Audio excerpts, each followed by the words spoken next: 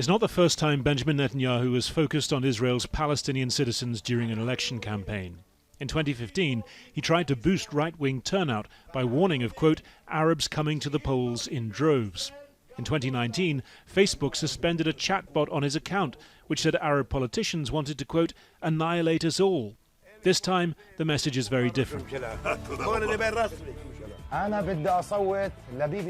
A campaign video presents Palestinian Israelis supporting a prime minister who, among other things, is pledging to address their number one issue: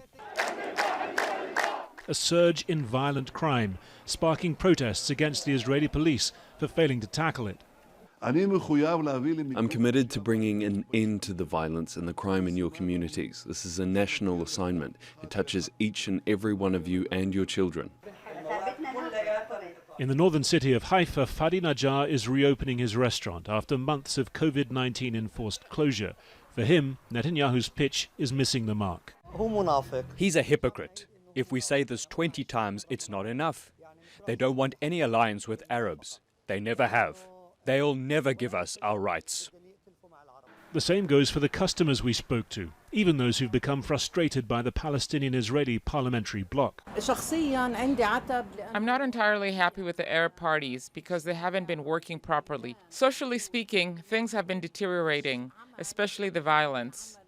Few expect Benjamin Netanyahu to experience a sudden warm embrace from a group of voters that he spent previous elections casting as a threat to the prospects of a right-wing government. What he's looking for is just the tiniest slice, enough voters to help him gain that extra 1 or 2 seats that could prove crucial to his chances of forming a coalition.